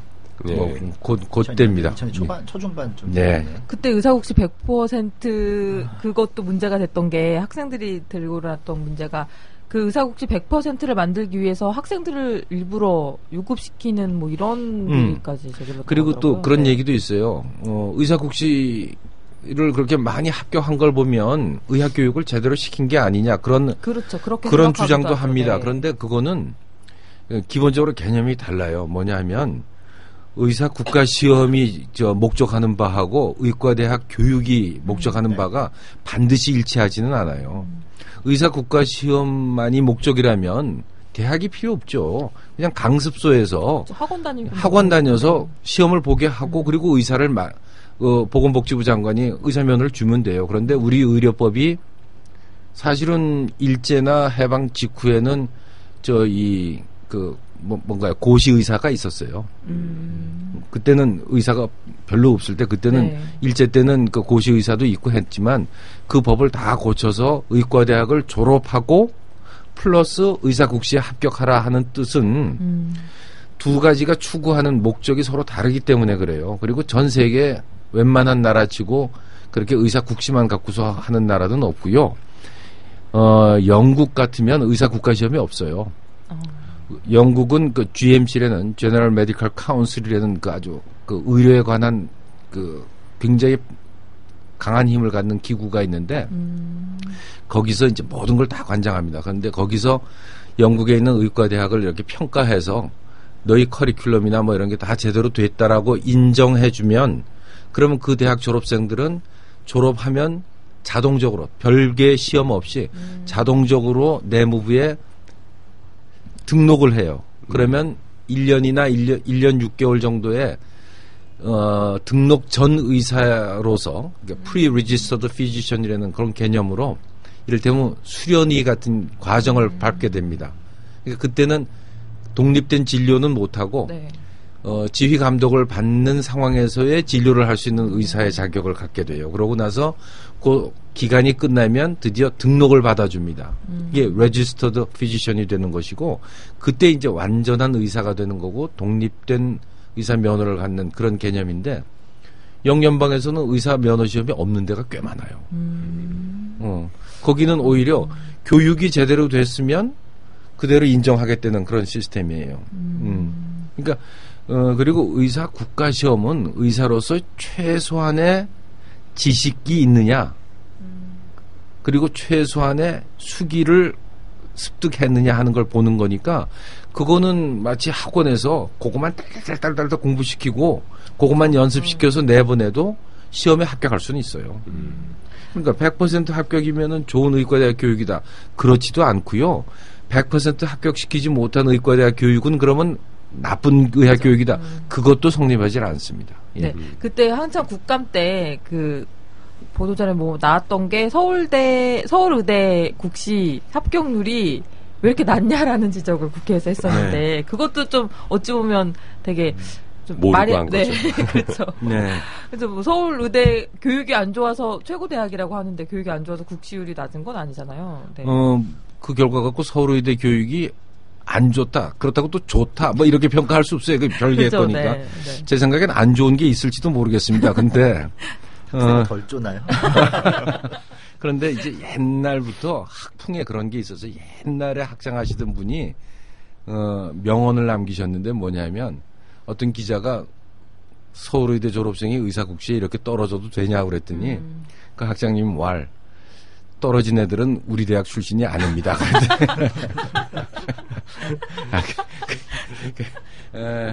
그만큼 그 의사 예, 그게 뭐 농담이지만 이게 서로 네. 서로 다른 목적을 가진 맞아요. 거기 때문에 네. 네. 저희도 그때 그래서 그 문제 좀 지적하긴 했거든요. 이게 네. 100% 합격률을 나왔다고 최고의 학교냐, 최고의 의대 교육을 했느냐 이런 문제도 있는데 일반인들은 그렇게 생각을 하죠. 많이들. 그렇죠. 그죠? 예. 네.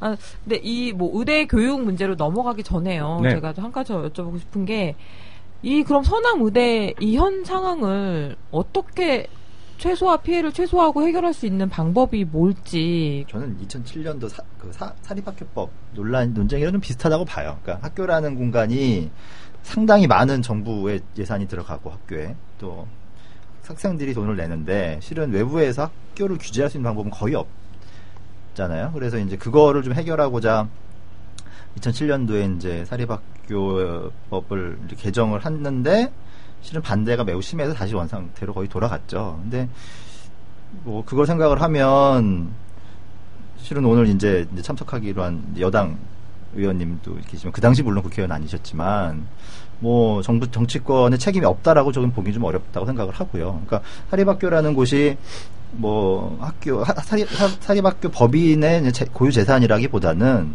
어떤 공공적인 성격이 있다 그러면은 어떤 사회적인 통제가 이루어져야 하는데 좀 전혀 그런 상황은 아니잖아요. 지금 그래서 얘기 나오는 건 의료계에서는 그 의대에 대한 어떤 평가나 이런 것들을 계속 말씀하시지만 실은 이거는 의대에만 해당되는 문제는 아닌 것 같고 다른 모든 뭐 고등학교이건 뭐 대학교이건 다 해당하는 문제이다 이렇게 봐야 되는 것 같습니다. 그리고 이제 우리 법이요. 네. 지금 의과대학을 만들겠다고 또 줄 서 있는 대학들이 많거든요. 네, 많죠.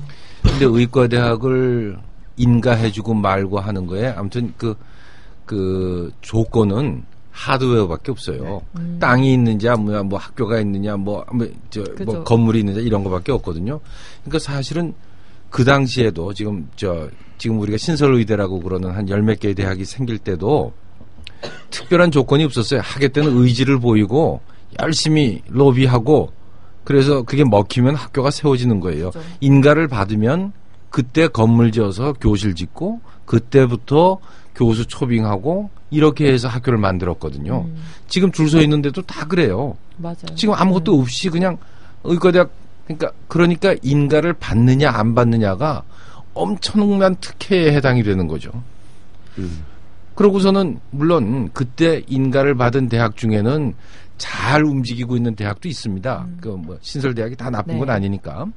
그런데 이제 몇 대학은 그냥 그걸 그냥 돈벌이 수준으로 생각했든지 아니면 대학이 의과대학을 갖고 있느냐 또는 법학전문대학원을 갖고 있느냐가 대학의 격을 결정해주는 요소거든요. 네. 예? 그러니까 대학 설립자나 아니 이런 분들은 기회만 있으면 의과대학이나 법학전문대학을 가지려고 그러고 정원이 20명이건 40명이건 100명이건 간에 그게 뭐 수지 타산이 맞든지 안 맞든지 간에 일단 확보하려고 그러는 경향을 보이니까 교가부 입장에서는 그 사실 나쁜 버릇이거든요. 의과대학에 정원 40명짜리 의과대학을 만들어주는 거는 그거는 벌 받을 일이에요. 근데 그 버릇이 법학전문대학원하고 약학전문대학원 만들 때도 똑같이 쓰더라고요. 그러니까 그 병이 지금 깊어요. 그거는 정말 곤란합니다. 왜냐하면 그 자체로서 운영이 안 돼요. 근데 의과대학은 또 그래도 좀 나은 게 뭐냐면 의과대학에는 병원이 있잖아요. 대부분의 이 설립자들이 의과대학에는 관심이 없고 의과대학 부속 병원으로 어떻게 좀 수지 타산을 맞춰보려고 생각을 하는데 법학전문대학이나 약학전문대학원은 그런 게 없어서 그건 더 나쁜 짓이거든요. 근데 아무튼 그래서 이 병원 지을 생각에 너도 나도 이제 달려들고 있는데 이게 환상이고 교육이 안 되는 거는 그건 곤란해요. 그리고 각 지역의 주민들도 야 근데 왜 우리 땅에는 의과대학이 없느냐고 막 주장하는데 근데 그 생각을 버리셔야 돼요. 의과대학을 먹여 살릴 만한 자원이 있어야지 의과대학을 들여오는 거지. 그러니까 현실적으로는 의과대학을 세워달라 그럴 게 아니라 우리 땅에 의과대학 병원을 지어달라고 요구하셔야 돼요. 정 필요한 거는. 그러니까 각 지역에 필요한 건 의과대학이 아니라 좋은 의료기관이거든요. 그러니까 자꾸 그걸 의과대학 그러시는 거는 잘못 생각하시는 거예요. 왜냐하면 지금 해부학을 가르쳐야 되고 뭐 이런 가르쳐야 되는 과목이 학생 40명 놓고 하는 거나 100명 놓고 하는 거나 품이 드는 건 비슷하거든요. 그런데 이게 작은 대학으로 여러 개가 있으면 그만큼 교수들이 많이 필요하고 교수들을 많이 갖다 놓지 못하면 부실하게 한두 명으로 채워버리고 말거든요. 그러니까 부실한 의과대학이 굉장히 많을 수밖에 없어요. 그러니까 외국에도 아주 미니 의과대학이 있어요. 예컨대 메이오 클리닉에 속한 의과대학 같은 데는 제가 알고 있고요. 20명인지 30명인지 그래요. 아, 그래요? 근데 거기는 정말 돈 때려 붓는 의과대학이에요. 그렇지 않고 보통 이제 대학을 하려면 그래도 한 80명에서 100명 정도는 돼야 합니다. 그리고 물론 이제 조금 경제 상태가 나쁜 그런 나라나 또 괜찮은 대학에도 막 200명, 400명 되는 의과대학이 있지만 대개는 한 100명 정도가 100명에서 한 150명 정도가 그 의과대학을 운영하기에 적절한 사이즈인데 지금 40명짜리 대학이 너무 많은 거예요. 그죠. 근데 지금 또 의과대학 만들겠다는 대학들이 많잖아요. 그러면 많죠. 교과부는 한 대학에만 선심 쓰기보다는 한 5대학에 선심 쓰는 게 훨씬 좋잖아요. 그러면 정원 100명 늘릴 때 20명짜리 5개 의과대학을 만드는 게 자기네들은 잘하는 거라고 생각할 수도 있는데 그렇죠. 보여지는 게 있으니까. 그러니까 인가할 때 아무런 기준 없이 인가해주고 그리고 인가한 후에 관리 감독 안 하고 대부분의 의과대학 설립자들은 양심껏 잘 운영했지만 기준 없이 만들어 놓고 관리 감독을 안 하는 그런 틈새를 노리고 부실한 의과대학이 생기는 거죠. 그래서 이번 기회에 고등고 교육법을 좀 개정해서 이 인허가 하는 기준을 좀 강화해서 의대 같은 경우는 특히 좀 말씀하셨듯이 그렇잖아요. 학교 건물만 있다고 해서 되는 게 아니라 뭐 그런 하드웨어적인 게 아니라 소프트웨어적인 것도 되게 필요한 거니까 그래서 고등교육법을 아예 개정을 좀 하자. 시행령 입법 예고가 나왔는데 1차 경고해서 입학 정원의 50%까지 감원할 수가 있고 2차 경고 때는 학교 폐쇄할 수 있다. 이렇게 지금 시행령이 입법이 예고된 상태죠. 네, 교과부에서 그 얘기하면서 이제 서나무대 건도 폐쇄하겠다라는 얘기들 했었는데 하드웨어 기준으로 하는 거는 꼭 학교만은 아닌 것 같고요. 그 제가 제가 원래 사회복지사 이러면서 그 사회복지 관에서도 일해봤고 법인에서도 일해봤는데 사회복지법인 보통 주변에 있는 사회복지관들은 보통 3년마다 재평가를 받습니다. 그래서 위탁이라서 위탁이 바뀔 수가 있어요. 근데 실은 제일 문제가 되는 건 돈 문제입니다. 돈을 횡령하는 경우가 제일 문제고 여태까지 그거를 가장 신경을 많이 쓴 것 같아요. 그래서 법인을 위탁법인을 선정을 할 때 법인이 돈이 많으면 사실은 돈 문제가 잘 안 일어나거든요.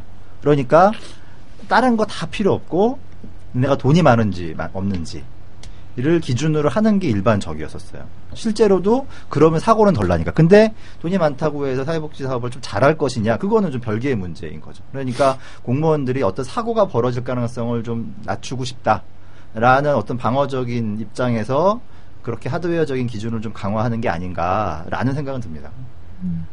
그 지금 드는 생각인데요. 이 서나무대 그 재단을 지금 뭐 소송이나 뭐 이런 걸 떠나서 다른 재단이 이렇게 사서 서나무대를 그러니까 운영하는 방안은 그것도 가능하죠. 그리고 그거는 뭐 우리가 선례도 있어요. 예컨대 지금 고려대학교 의과대학이 옛날에 우석대학교 의과대학이었거든요. 근데 무슨 이유인지 모르지만 아무튼 1970년대 초에 고려대학교가 우석대학교 의과대학하고 뭐 아무튼 전문대학인가 뭐를 이렇게 해서 흡수 합병했어요. 그래서 우석대학교가 하루아침에 고려대학이 됐죠. 그렇게 해서 아무런 문제가 없잖아요. 그죠? 네, 그렇게 되면. 그럼요. 그러니까 아주 번듯한 대학에서 그리고 제대로 학생들을 교육하려고 생각하는 재단에서 인수하는 것도 나는 좋은 방법이라고 생각을 해요. 이럴 경우에는 소송이나 이런 게 없이 어쨌든 인수하면 그 재단 관계자들이랑 이렇게 해서 인수를 하는 거니까 이런 법적 소송으로 오래 가는 문제가 좀 덜하지 않을까요? 그냥 제가 드는 생각은 그런 건데. 그렇죠. 그것도 결국은 지금 서남대학을 움직이고 있는 분들이 결단을 내려야 되죠. 하는 문제여서. 그리고 아마 저는 잘 모르지만 재단이 합병할 때 뭐가 오고 갈지는 모르겠지만 뭐가 오고 갑니까? 예, 뭐 인수 합병이라는 말을 이제 그 용어 자체가 적절하냐도 좀 문제가 되는 거거든요. 정확하게 뭡니까? 인수 합병이라는 건 뭔가 주식회사 영리를 목적으로 하는 경우에 이제 뭐 인수 합병 이런 얘기를 하는데 기본적으로 학교법인은 저희 나라의 국내법상 비영리 법인이거든요. 그러니까 비영리 법이라면 영리를 추구할 수 없다. 영리 추구의 의미가 이제 복잡하지만 그렇기 때문에 뭐 주식이 있거나 이런 게 아니라서 예를 들어서 주식을 사고 주식을 팔고 뭐 사실 그럴 수 있는 문제가 아닙니다. 근데 뭐 간혹 뭐 예를 들어서 두산이 중앙대학교를 뭐 인수했다 뭐 이런 기사도 나오긴 했는데 그렇죠. 그걸 구체적으로 보면 뭐 인수한 게 아니라 뭐 사실 그 이면에는 어떤 뭐 딜이 사실 있을 수도 있겠지만 표면상으로는 이제 이사진을 교체하는 겁니다.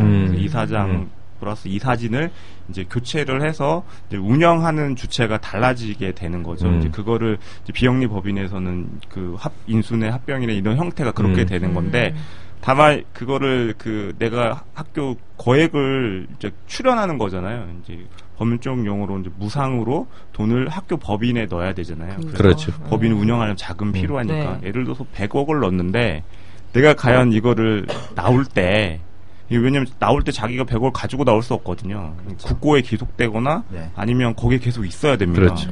그러다 보니 이사장이 과연 그걸 포기하겠느냐. 돈을 좋아하시는 분이 절대 아니 쉽게 실제 사회복지법인도 마찬가지로 매매를 할 수 없거든요. 근데 현 상황에서 보니까 그렇죠. 현실적으로 보니까 어떻게 하냐면 그런 케이스가 있었어요. 그러니까 그 고아원이라는 걸 이제 옛날에는 하나를 지어 놓으면 땅에다 이렇게 변두리에 짓습니다. 도시 외곽에다가. 근데 그게 40년, 50년 지나면 시내로 들어와요. 그럼 그 주변 땅이 다 있는데 그 땅을 팔 수가 없습니다. 정부의 허가를 받아서 팔아야 기본 되고 때문에. 그리고 그 들어온 재산을 다시 법인에 넣어야 되는데 이게 뭐 설립자가 좋은 뜻으로 설립을 했는데 이제 자식들이 보면은 고아 운영에서 돈도 안 되고 땅값은 엄청 많은데 이걸 어떻게 할까? 실제 그런 케이스들이 있어요.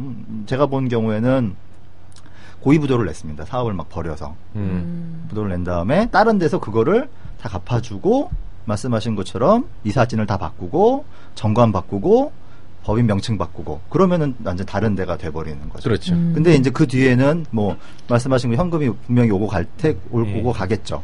근데 뭐 그런 형태로 되면은 학교라고 해서 못 바꿀 이유는 전혀 없는 거죠. 네, 맞습니다. 근데 이제 그렇게 그런 법인들을 운영하고 있을 때 사립학교다 그러면 정말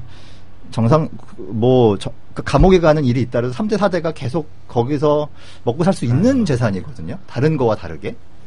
그러니까 뭐 설립자가 지금 뭐 감옥에 몇 번 갔다 와도 다 계속해서 뭐 할 수 있고 자기 자식이 또 맡아서 또 할 수 있고 그런 거를 과연 쉽게 포기하겠느냐. 그걸 새로 허가를 받기 너무 어려운 건데 뭐 그런 고민을 또 할 수 있는 거죠. 그래서 돈을 좋아하시는 분이 과연 그런 엄청나게 거액이 아니면 과연 그런 그 화수분 같은 거를 포기하겠느냐 그런 고민이 있는 거죠.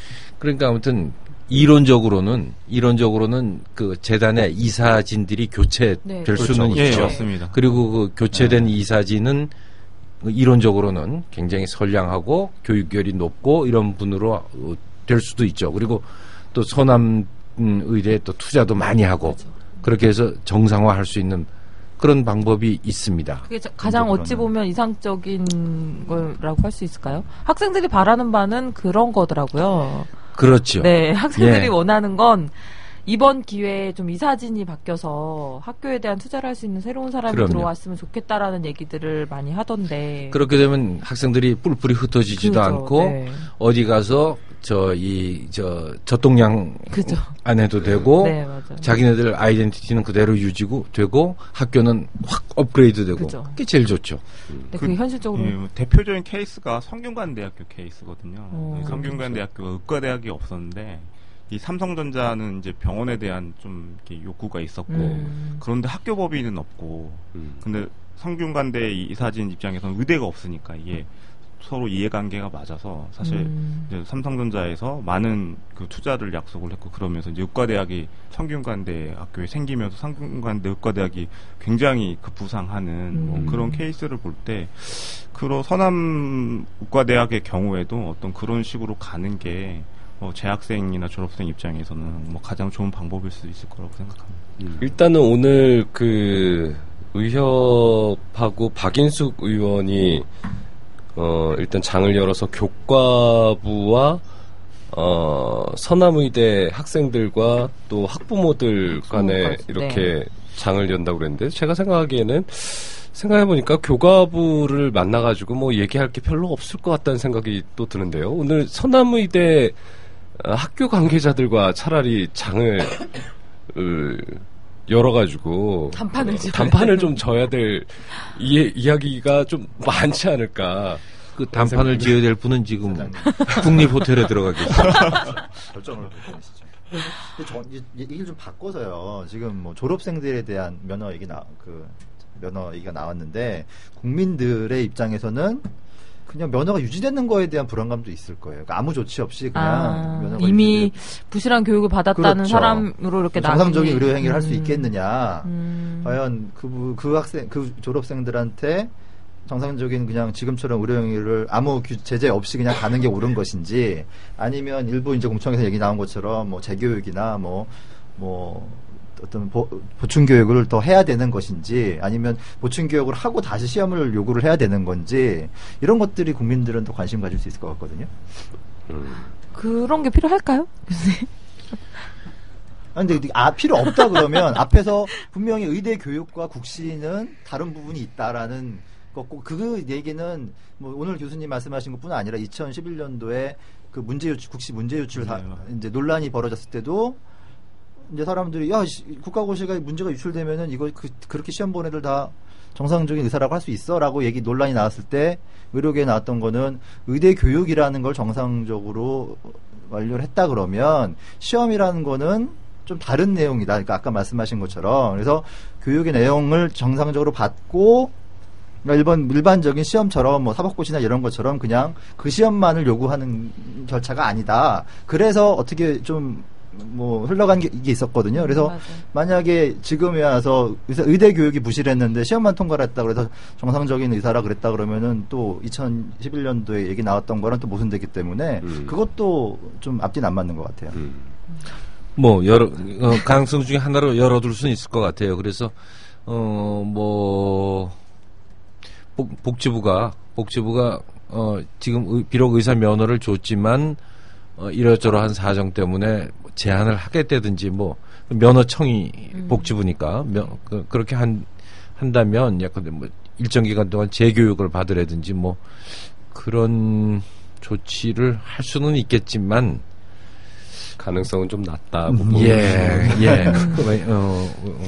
그럴 것 같은 글쎄 뭐 제가 정확히는 잘 몰라서 그럴 것 같다는 느낌입니다. 예. 그 복지부에서 사실 고민하는 부분이 말씀하신 것처럼 그게 가장 클 거라고 생각이 들어요. 그러니까 기본적으로 자격 부여 조건이 학사인데 학사라는 것은 수업을 제대로 실습이나 이런 걸 다 했다는 전제 내에서 자격을 부여하는 건데 그게 지금 결여된 상태에서 면허는 이미 나갔다는 거죠.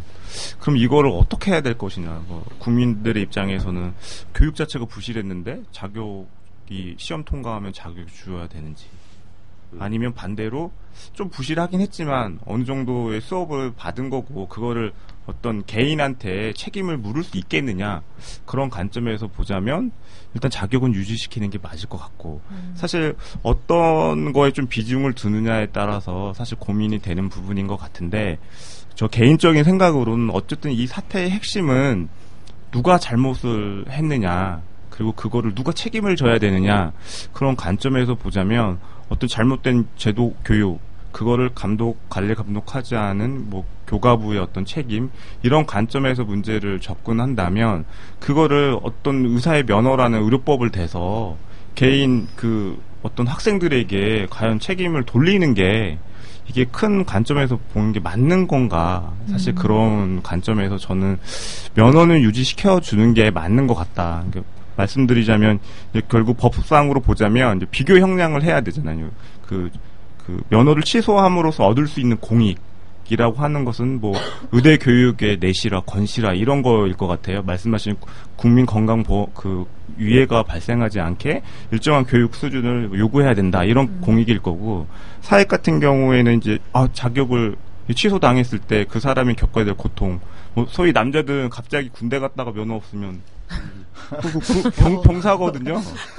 이런 진짜 웃지 못할 난 장교로 갔는데 갑자기 병사로 가야 돼. 이런 웃지 못할 해프닝도 사실 있는 거거든요. 그 문제는 생각을 안 해봤어요. 그 남자 입장에서는 굉장히 그게 이제 그 문제가 그 문제 유출 사건에서도 똑같았어요. 인턴을 해서 뭐 예를 들어서 자격이 있는데 그게 그 경우에는 또 시험 부정이기 때문에 3번을 시험을 볼 수가 없어요. 국시를. 그러면은 당장 사병은 군대를 갔다 와야 돼요. 뭐 이런 웃지 못할 여러 가지를 비교 형량해 봤을 때 뭐 그게 가능한지는 모르겠지만 일단 면허가 부여됐으니 그걸 유지는 시켜주고 다만 뭐 부수적으로 교육을 좀 더 한다던가 어떤 그런 형태로 가야 되지 않겠느냐라고 보고 또 하나는 좀 뭐 의료계에서도 좀 걱정하는 게 과연 그러면은 면허가 박탈되면 이런 거 다 무면 의료 행위냐. 이런 논의들도 사실 많거든요. 근데 그동안 했던 게. 제가 개인적으로 좀 가장 유사한 사안을 한번 찾아봤어요. 과연 이 자격 미달인데 시험에는 합격했다. 근데 자격 미달이 나중에 밝혀졌을 때 그걸 어떻게 법률적으로 봐야 되느냐. 근데 좀 비슷한 대법원 판례를 찾았는데 연령이 미달인 사람이 있었어요. 근데 자기 형의 이름을 사칭해가지고 운전면허증을 발급받은 거야. 시험을 봐서 합격을 해서. 근데 그게 나중에 걸린 거죠. 그러면 그동안 운전한 거 다 무면허 운전행위냐 이런 게 대법원에서 문제가 된 적이 있어요. 근데 그 사안에서 대법원은 어떻게 봤냐? 일단 자격 시험에 통과를 했기 때문에 당연 무효라고는 볼 수도 없다. 다만 취소할 수 있는 사유다. 그래서 이게 취소되지 전까지는 유효한 것으로 봐야 된다라고 해서 그 경우에 무면허 운전 행위가 아니라고 봤거든요. 그거를 이 케이스에 조금 접목을 해보자면 자격 미달이 있긴 하지만 어떤 자격 시험을 합격을 했고 이게 문제가 되기 때문에 당연 무효라고까지는 볼 수는 없지 않겠느냐. 그러면 취소 사유고 보건복지부가 취소를 하더라도 그 전까지는 무면허 의료행위로는 볼 수가 없겠다. 물론 뭐 다르게 생각할 수도 있습니다. 저 개인적으로는 무면허 의료행위까지는 볼 수는 없겠다라고 생각합니다. 역시 대법원은 현명해요. 그 청년회사에서 보도를 했지만 그 작년에 벽성대 사회복지사 면허 취소 사건 같은 경우를 보면 같은 이제 보건복지부에서 전례가 있단 말이에요. 네, 맞습니다. 교육이 부실하다는 이유로 면허를 취소했어요. 네, 사회복지사. 취소를. 사회복지사 입장에서는 사회복지사는 좀 취소해도 되고 의사는 안 해도 되는 거냐 뭐 이런 얘기. 네, 그럴 수 있네요. 그러니까 저는 이상적인 거는 뭐 부실한 부분을 좀 인정을 하고 거기에 대한 좀 어떤 이렇게 차원 내에서 재교육 방안을 내놓고 그 후에 뭐 다시 이제 행위를 할 수 있게 하거나 아니면 다시 국시를 봐서 보게 하거나 하는 게 가장 이상적이라고는 생각을 합니다. 그리고 이제 아까도 이제 과연 학생들의 잘못이 있느냐 없느냐. 근데 학생들이 부실 교육의 내용을 가장 잘 알고 있는 건 학생들이었잖아요. 근데 그러면은 나만 졸업하면 돼라는 생각 때문에 외부에 물론 2001년도에 그런 뭐 대규모 유급 사태가 벌어졌기 때문에 트라우마가 있는 것도 사실이겠지만 그 이후에 학생들이 그러면 이렇게 하면은 뭐 나만 피해를 보니까 나는 그냥 넘어가고 졸업을 하면 된다. 이 생각도 좀 잘못이라고 생각을 하거든요. 실은 뭐 우리 사회 많은 문제들이 예를 들어서 뭐 과거에 뭐 노동조합을 열심히 만들었던 뭐 분들이거나 뭐 정당한 뭐 노동조합 만들었던 분들이거나 뭐 그런 것들이 내부에서 어떤 문제 제기를 계속 통해서 지금 뭐 작년에 몇몇 언론들이 이제 파업을 했던 것도 나는 피해를 볼 수 있겠지만 이게 옳은 길은 아니기 때문에 해야 된다라는 책임감 때문에 시작을 한 거라고 생각을 하거든요. 그런 생각을 하면은 학생들이 전혀 뭐 잘못이 없다라고 하는 것도 전 논리에 맞다고 생각하진 않습니다. 이게 뭐 서남대 사태가 어쨌든 터지기는 했잖아요. 근데 뭐 해결할 방법을 지금 계속 얘기를 해봤는데 참 어려운 문제이기도 한데 이런 문제가 다시는 재발하면 안 되는 것도 맞는 거잖아요. 이런 부실의대 문제 또 이런 뭐 학교 설립됐던 학교를 다시 폐쇄하겠다, 면허 취소하겠다 이런 사태가 또 벌어진다는 거는 정말 큰일 날 일이니까 이런 사태가 벌어지지 않기 위한 재발 방지 대책이 있다면 뭘까요? 그런 인증평가원에서는 이제 그런 기준을 마련해 놨어요. 이제 신설의과대학이 있을 거라고 생각하지는 않지만 그래도 신설의과대학이 생긴다면 전제를 놓고 단계별로 그러니까 지금은 인가 한다 안 한다로 결정이 되는데 첫 번째 조건으로 예컨대 뭐 인가한다 했으면 그럼 1년 동안 뭘 갖춰야 되고 그다음에 2년 때는 뭘 갖춰야 되고 3년에는 뭘 갖춰야 되고 네. 그렇게 해서 갖춰 나가는 것을 일일이 확인을 하겠다. 확인을 해서 그리고 그 조건에 기준에 맞으면 그러면 최종적으로 인가를 하겠다 하는 기준은 마련해 놨어요. 그거는 외국의 사례들이 그렇습니다. 그래서 그렇게 해놨는데 이제 문제는 그건 의평원 얘기고 네. 우리 사회나 우리 정부가 그래 그 말이 맞다.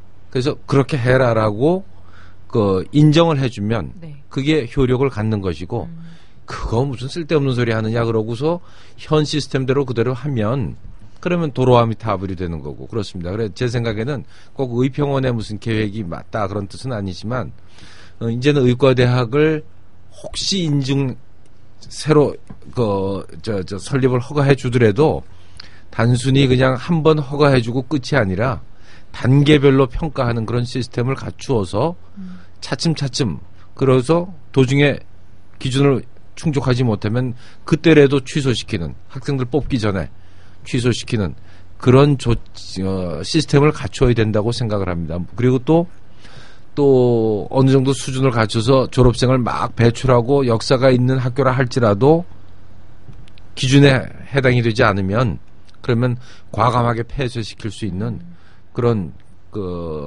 허가 단계부터 관리 감독의 단계를 시스템으로서 관리를 해야 된다는 생각입니다. 현 인증평가 관련돼서는 지금 시스템에 대해서 좀 더 개선하거나 이런 그런 건 없는 건가요? 인증평가 기준은요. 네. 계속 바꾸고 있어요. 왜냐하면 세상이 바뀌기 때문에 우리 사회가 원하는 의사가 의사상이 바뀌잖아요. 계속 바뀌고 있으면 그러면은 그 교육 프로그램에 대한 평가도 평가 기준은 계속 바뀌고 있습니다. 예. 네. 변호사님 생각하시기에는 네. 이윤선 교수님께서 너무 좋은 말씀하셔서 제가 더 할 말씀은 없는데요. 바라보는 시각이 이제 법 제도적인 측면하고 이제 문화적인 측면이 있는 것 같아요. 이제 법 제도적인 측면에서는 교수님 말씀처럼 처음에 인가 때부터 인가하고 나서 지속적인 관리 감독을 좀 강화를 하는 쪽으로 개선이 돼야 될 것이라고 보고요. 일단 문화적인 측면에서는 이제 교수님 좋은 지적하셨듯이 어떤 꼭 그 의대를 꼭 가져야만 좋은 대학으로 평가를 받고 또 그렇게 인식되는 어떤 문화적인 면도 사실 우리나라에 많이 뿌리 잡고 있는 것 같습니다. 그래서 그 부분도 조금 지양해야 되지 않는가 그렇게 개인적으로 생각하고 있습니다. 네. 참고로 말씀드리면 법학전문대학원은 법이 따로 있죠. 예, 맞습니다. 근데 의학전문대학원은 사실 의료법에 그냥 못 들어가고 엉거주춤하게 걸쳐 있는데 참고로 법학전문대학원 법에는 인증평가하는 게 아주 법 규정에 들어가 있어요. 그러니까 애초부터. 네. 그러니까 변호사나 판검사는 제대로 가르쳐야 되고 의사는 막 가르쳐도 되는 것 같지. 법 만드는 거 좋아하시는 분들 만든 제도라서 그러지 않았을까. 네, 윤 대표님 보시기에는 어떠세요? 이게 이제 꼭 특정 의대만의 문제는 아닌 것 같고요. 부실 사학에 대한 얘기는 정말 지겹도록 얘기가 나오기 때문에 다만 이번 건이 이제 부실 사학 중에서 의과대학이 좀 더 사회적인 파장이 크기 때문에 논란이 되는 것뿐이라고 생각을 하고요.